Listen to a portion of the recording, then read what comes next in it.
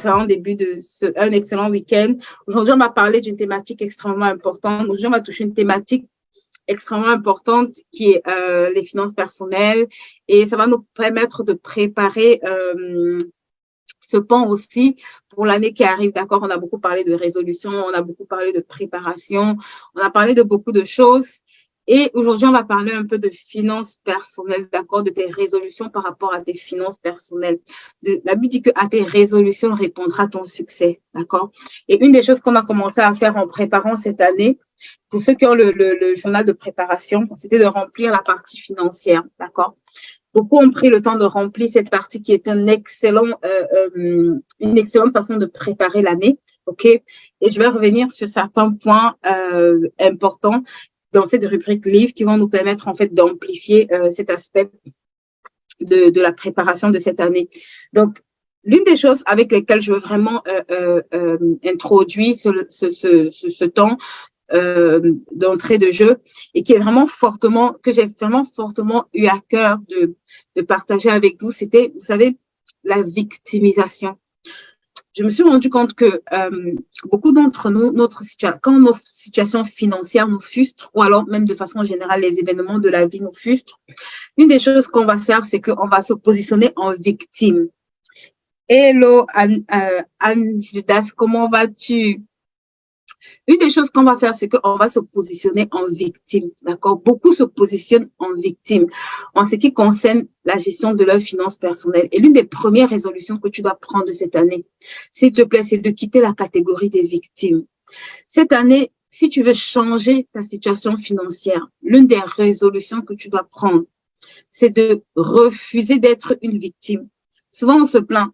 Je ne suis pas là à l'école. Je n'ai pas eu les mêmes opportunités que les autres. Je n'ai pas grandi dans une famille riche. Je n'ai pas eu la grâce. Peut-être que quelqu'un me donne un capital de départ. Et je vais te dire ce matin, arrête d'être une victime. Pourquoi? Parce que tant que tu te vois comme une victime, tu ne peux pas utiliser cette situation comme une opportunité dans ta vie. Tant que tu te vois comme une victime, tu ne peux pas tirer de cette situation la meilleure partie. Et là où je vais mettre l'emphase ce midi, c'est une chose extrêmement importante. C'est que tant que tu te vois comme une victime, tu vas commencer à murmurer, d'accord? Et les murmures ont cette particularité que ça ne produit que la mort. Les murmures ne produisent que la mort. Montre-moi un domaine dans lequel tu murmures en permanence. Je vais te montrer un domaine dans lequel tu stagnes, ça fait des années. La victimisation t'autorise à murmurer ou te laisse croire que murmurer est normal, te plaindre est normal, croire que ce n'est que cette situation n'arrive qu'à toi, tu es la personne la plus malheureuse, tu es la personne la plus malchanceuse. Tant que tu te positionnes en victime, regarde, tout le monde sur la terre a des problèmes. Tout le monde que tu vois sur la terre a des challenges. Toute personne que tu vas observer, riche, pauvre, on a les mêmes challenges. Tu vois, aujourd'hui, l'inflation, les prix des choses ont augmenté. Ça n'a pas augmenté que pour les pauvres, ça a augmenté pour les riches, ça a augmenté pour tout le monde. Mais il y en a qui tirent le meilleur de cette situation. Il y en a qui utilisent cette augmentation des prix pour accroître leurs revenus et il y en a qui se plaignent que la facture devienne trop chère. C'est deux choix, en fait. J'aime beaucoup cette phrase. Quelqu'un a dit, le succès comme l'échec est une décision. Le succès comme l'échec est une décision, est une résolution que tu prends. Ça veut dire que tant que tu n'as pas résolu de ne jamais te positionner en victime, je dis bien jamais, quelle que soit la situation qui arrive, sois responsable, quel que soit ce qui se passe. Dis-toi, je suis responsable, même quand ça se passe mal, même quand c'est de la faute de d'autres personnes. Applique ce secret.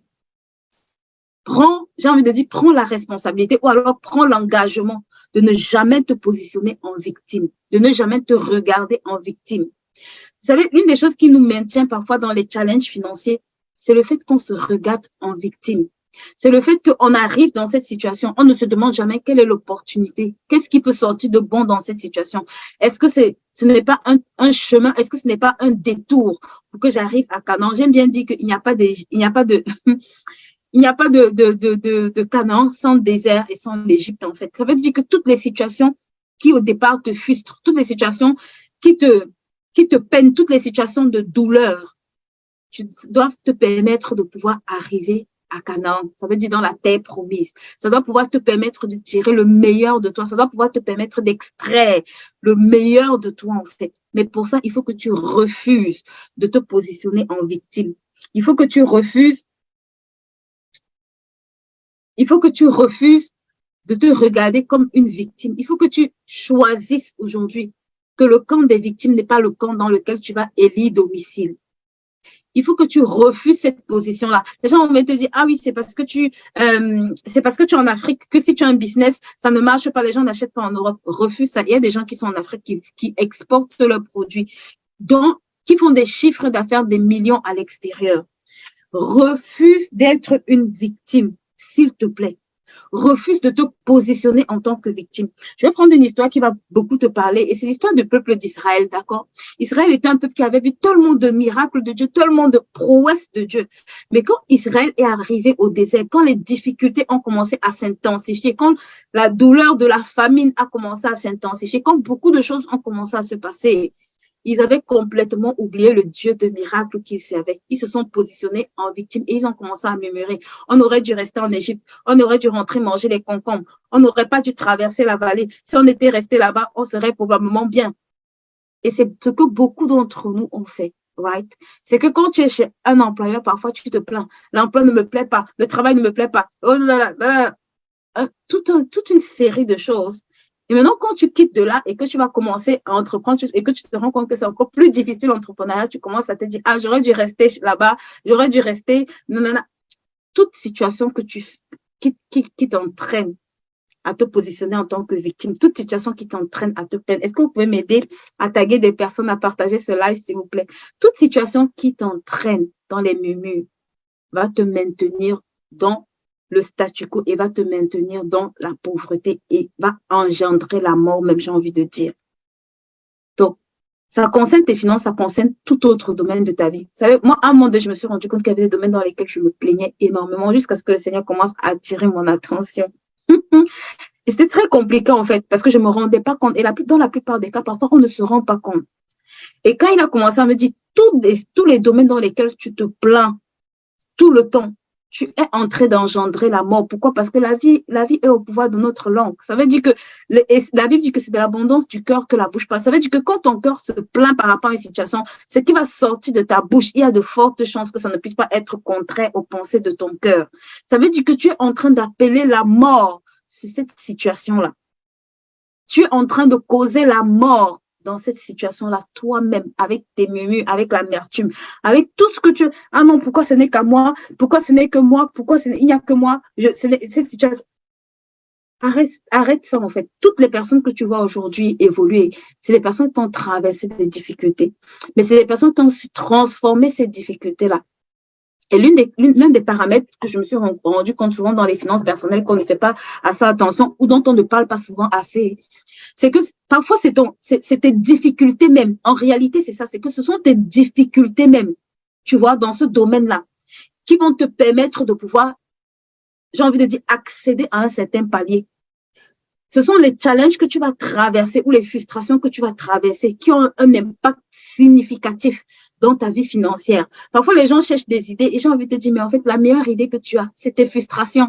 La meilleure idée que tu as, c'est ce qui, en fait, c'est cette situation qui te fatigue, en fait. On n'a pas tous les mêmes choses, on ne rêve pas tous des mêmes choses, on n'a pas tous les mêmes, j'ai envie de dire, rêves. Mais parfois, c'est qui te frustre. Parfois, c'est qui fait en sorte que, j'ai envie de dire, tu as envie de, comment dire ça? C'est qui te pousse, en fait, à vouloir, à refuser cette situation est parfois une porte financière. Ça veut dire que toute situation que tu vas vivre, qui te frustre. Elle m'a dit, j'étais tellement frustrée de laver les habits. J'étais tellement frustrée de voir les mamans laver les habits. Aujourd'hui, elle est propriétaire d'un pressing. Et je me suis dit, waouh, toute situation elle aurait pu se plaindre. Oh, il n'y a pas de l'eau. Oh, en Afrique, on ne peut pas ouvrir un pressing. C'est trop compliqué. Machine coûte trop cher. Blablabla, blablabla, blablabla. Mais elle s'est dit, stop. Si moi, je suis maman de 5 enfants et ça me frustre de laver les habits à longueur de journée alors que j'ai beaucoup de travail, ça veut dire qu'il y a beaucoup d'autres mamans qui veulent avoir ce temps pour faire autre chose. Il y a beaucoup d'autres mamans. Aujourd'hui, alors je vous assure, je suis juste émerveillée en quelques mois de voir comment elle évolue. Donc, la première des choses que tu dois faire, c'est vraiment de refuser de regarder ta situation comme une situation de victime. Et j'ai changé encore avec et ce qui est extraordinaire, c'est que je lui disais que tu sais, toute situation même, en réalité, toute situation de manque est une opportunité. Toute situation de manque dans ta vie est une opportunité. Note ça dans ce chat pour moi. Toute situation de manque dans ta vie est une opportunité.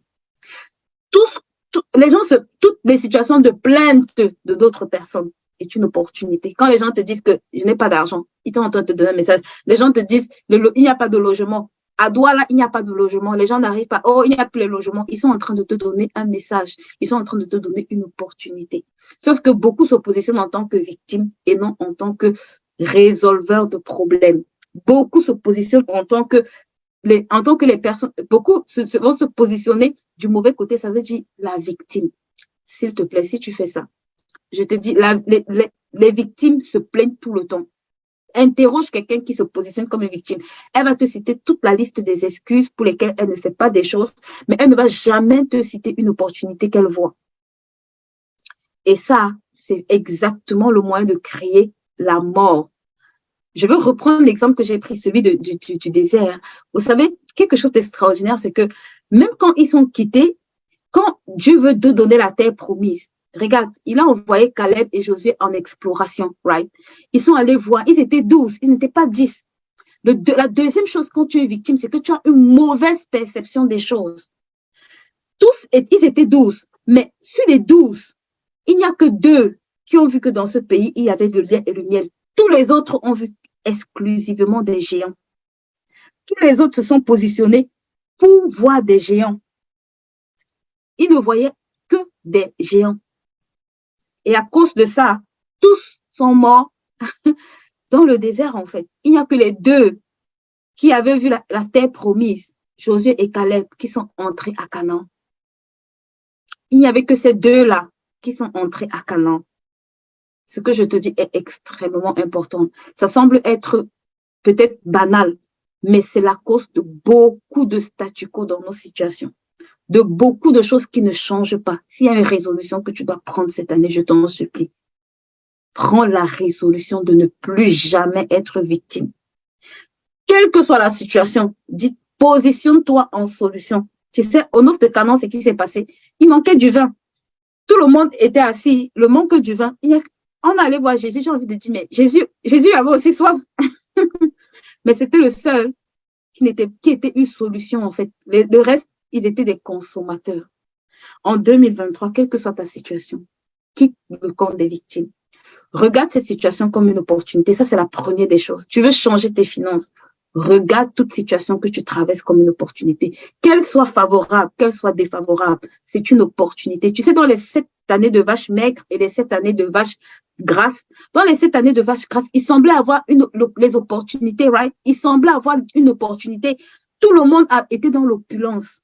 Mais dans les 7 années de vaches maigres, il n'y a que quelques personnes qui avaient compris que c'était encore une saison d'opportunité. Beaucoup avaient balancé dans le camp des victimes. Beaucoup étaient revenus voir Joseph en disant, Joseph, on a faim, donne-nous à manger. Ils étaient repositionnés complètement en victimes. Les victimes subissent toujours. Tant que tu te positionnes en victime, tu vas subir. Maintenant, tant que tu vas te positionner comme Joseph, comme quelqu'un qui cherche des solutions, que ce soit des temps favorables ou des temps défavorables, tu vas pouvoir trouver des solutions. Tu auras toujours des solutions. Tu pourras toujours faire quelque chose, right? Tu pourras toujours avancer. Donc, l'une des résolutions que tu dois prendre cette année, c'est, s'il te plaît, tu n'es pas une victime. Coucou les mamans, merci. Pour peut-être celles qui se connectent, aidez-moi à partager, à taguer des personnes, d'accord? Et l'une des choses que tu dois être résolu à faire cette année, et je vais le dire parce que je le dis depuis un certain moment, mais je pense que je vais amplifier sur ça. S'il te plaît, avant de commencer cette année, prends le temps de t'asseoir et fais un bilan, d'accord? Prends le temps de t'asseoir et fais un état du bilan, j'ai envie de dire, de tes finances.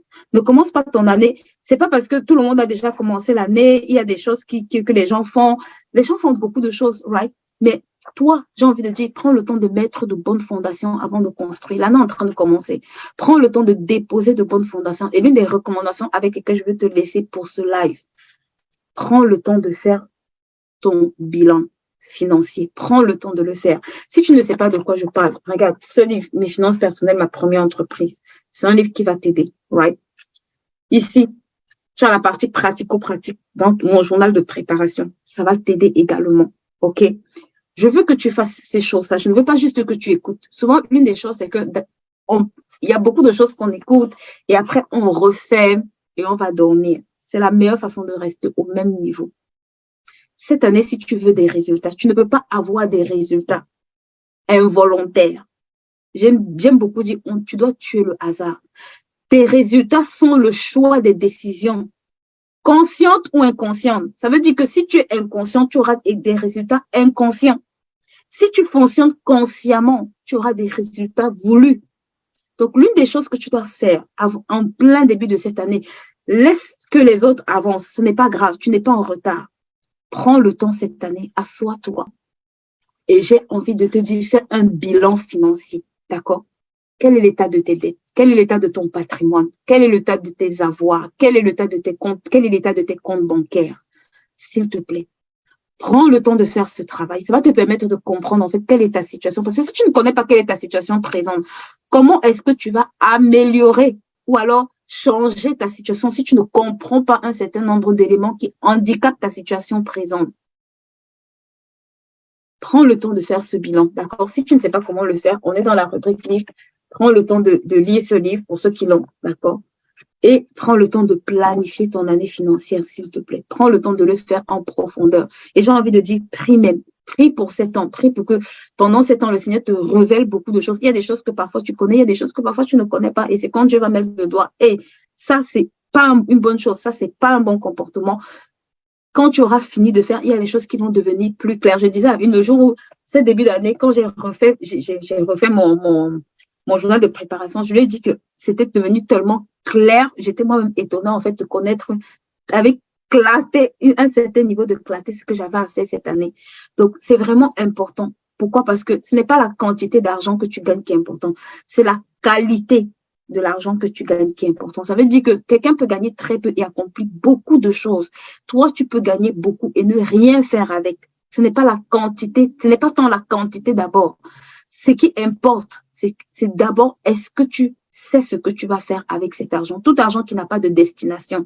Regarde, tout argent qui n'a aucune destination, à laquelle tu n'as aucune destination, c'est un argent qui va t'échapper. Je disais encore à une récemment, je lui disais, tu vois, l'une des choses extraordinaires, c'est que parfois on se plaint qu'on n'a pas l'argent, mais si on calcule le nombre d'argent qu'on a eu dans nos mains depuis qu'on est né, on va se rendre compte qu'on a déjà été millionnaire même, sans le savoir. Pourquoi? Parce que il y a des choses que tant que tu ne fais pas, tant que tu ne commences pas à corriger, ce sera très compliqué. Et la première des choses avec laquelle je vais commencer, vraiment, s'il te plaît, fais ton bilan. La deuxième des choses que je veux te recommander et qui est vraiment l'une des choses qu'un mentor m'a recommandé. Et je pense que ça va t'aider. Je crois que la première des choses, c'était de lire un livre, d'accord? C'est pour ça que j'insiste beaucoup sur la rubrique livre. Lis un livre, j'ai envie de dire par semaine ou par mois, s'il te plaît, efforce-toi de lire. Et des livres qui vont te construire. C'est pas optionnel, right? La deuxième des choses, c'était assiste à un événement. L'une des dernières des choses, c'était forme-toi, d'accord? Forme-toi en permanence. Cette année, je disais à quelqu'un, je ne sais même pas si j'aurai le temps de faire des cours collectifs. Je pense que peut-être j'essaierai juste de faire des cours, peut-être, je ne sais pas encore sur quel format. Mais forme-toi, ok? Que ce soit sur cette plateforme ou d'autres plateformes, forme-toi. L'ignorance nous coûte très cher. Le jour où je me suis rendu compte que l'ignorance me coûtait très cher, je me suis rendu compte que c'est même ça qui te garde dans l'état de victime. En fait, tu es victime parce que tu es rempli d'ignorance. Nous sommes victimes dans certains domaines parce que nous sommes remplis d'ignorance. Donc, tant que tu es dans l'ignorance, quand tu ne sais pas, tu ne peux pas savoir. Il faut que tu saches pour quitter le stade d'ignorance au stade de connaissance. Donc, l'une des choses qui fait en sorte que tu penses que tu es victime, c'est parce qu'il te manque l'information que la personne qui évolue a, avec laquelle elle fait des choses. C'est ça qui te manque. En fait, c'est même la différence fondamentale entre ceux qui évoluent et ceux qui n'évoluent pas. C'est ce qu'ils connaissent et qu'ils appliquent et ce que l'autre ne connaît pas et qui n'applique pas. C'est aussi simple que ça. C'est aussi simple que ça. Si tu vois quelqu'un avancer, je dis toujours qu'il n'y a pas de succès hasardeux. Il n'y a pas de succès par hasard. En tout cas, le succès durable, ce n'est pas le fruit du hasard. C'est le fruit d'un ensemble de choses que quelqu'un a compris et qu'il met méthodiquement en pratique. Si tu vois quelqu'un évoluer d'année en année, de mois en mois, écoute-moi, c'est quelqu'un qui a tué le hasard. C'est quelqu'un qui a compris des clés qu'il met en application. C'est quelqu'un qui ne fonctionne pas comme, j'ai envie de dire, comme ceux qui n'ont pas de résultats. Et l'une des choses, c'est que s'il te plaît, va apprendre. Va apprendre. Ça va te faire gagner en temps, ça va te faire gagner en ressources, ça va te faire gagner en résultats. Et ça va t'éviter les frustrations, ça va t'éviter de mourir dans, j'ai envie de dire, de mourir dans des conditions comme les enfants d'Israël qui ne voulaient pas. Eux tous, ils quittaient pour aller à Canaan. D'accord? Mais comment se fait-il qu'il n'y ait que 2 personnes qui soient arrivées à Canaan? Pourquoi? Alors que c'était la terre promise pour toute cette génération. Aujourd'hui, quand on dit que tu es béni, pour beaucoup, ça semble être, ma chère, c'est ce que tu es. À moins que tu veux qu'on te dise que tu es maudit, ce ne sera pas ici. Mais parfois, ça semble être dur dans nos oreilles. Pourquoi? Parce que quand on regarde à ce qu'on vit, quand on regarde à nos situations, on se dit, mais où est cette bénédiction-là? D'accord? Parce qu'on s'est positionné en victime. Tu dois refuser les circonstances de victime. Ouais, tu n'es pas une victime. Donc, vraiment, c'est ce que je voulais partager avec vous aujourd'hui dans la rubrique livre. Ne sois pas une victime. Refuse d'être une victime en 2023. Sois cette femme qui se lève et qui se dit mon année 2023 sera la meilleure de toutes les années. La meilleure de toutes les années. Chaque année, tu dois faire des progrès. Donc, chaque année, ça doit être la meilleure. 2024 sera meilleur que 2023. Pourquoi? Parce que tu grandis, parce que tu avances, parce que tout ce qui existe doit croître. Jusqu'à ta mort, tu dois croître, tu dois grandir, d'accord? Donc, même tes finances doivent croître. Tes finances sont le résultat que tu grandis. Tes finances démontrent que tu grandis même, en fait, d'accord? Donc, tu dois grandir dans tous les domaines, inclus dans le domaine financier. Donc, voilà ce que je vais partager avec vous cet après-midi, ce midi.